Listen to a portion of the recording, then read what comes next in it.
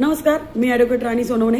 मी आज एक छोटीशी माहिती नोटरीविषयी तुम्हाला घेऊन आलेली आहे। परवाच माझ्या एका मैत्रिणीने मला एक डॉक्युमेंट नोटरी केलेला फोटो पाठवला आणि ते डॉक्युमेंट नोटरी असं केलं होतं त्यांनी। ते एक ॲफिडेविट होतं, डिक्लेरेशन होतं आणि ते डिक्लेरेशनमध्ये त्यांनी फक्त गोल्ड चिक्के मारले होते। तर ते त्यांनी म्हटलं की हे बरोबर आहे का बघा बघा मॅडम।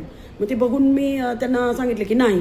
तर मग ते म्हणले ह्याच्यामध्ये काय चुकलं आहे। मी म्हटलं त्यांना सांगण्याच्या अगोदर याच्यासाठी व्हिडिओ पण बनला पाहिजे, कारण असं कारण तुम्ही नवीन नोटरी आहेत, त्यात त्यांची पण काही चूक नाही, कारण नवीन असल्यावर आपण नवीन चुकामधूनच शिकत राहणार आहे तुम्ही।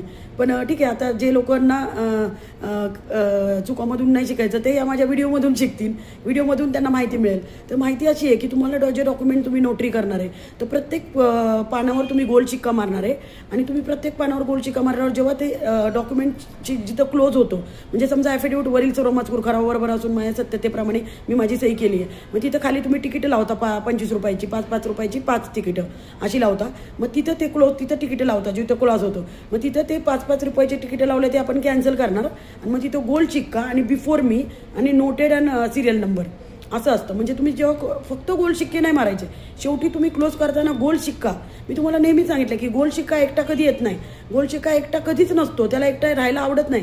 गोल्ड शिक्का नेहमी बिफोर मी पासून येतो, बिफोर बी बरोबर येतो किंवा ट्रू कॉपी किंवा अटेस्टेड बरोबर येतो।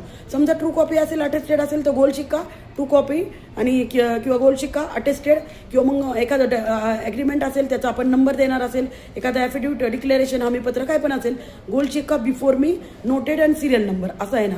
आणि त्यामुळं तुम्ही फक्त गोल्ड शिक्के मारायचे नाही, तर तुम्ही शेवटी क्लोजिंगला गोल्ड शिक्का बिफोर मी आणि नोटेड अँड रजिस्टर्ड असा पाहिजे, किंवा ट्रू कॉपी असेल तर गोल्ड शिक्का आणि ट्रू कॉपी।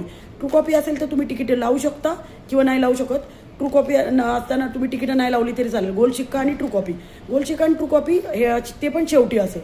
तर अशा पद्धतीने थोडक्यात माहिती आहे कोणतंही डॉक्युमेंट नोटरी करण्यासाठी। बाय।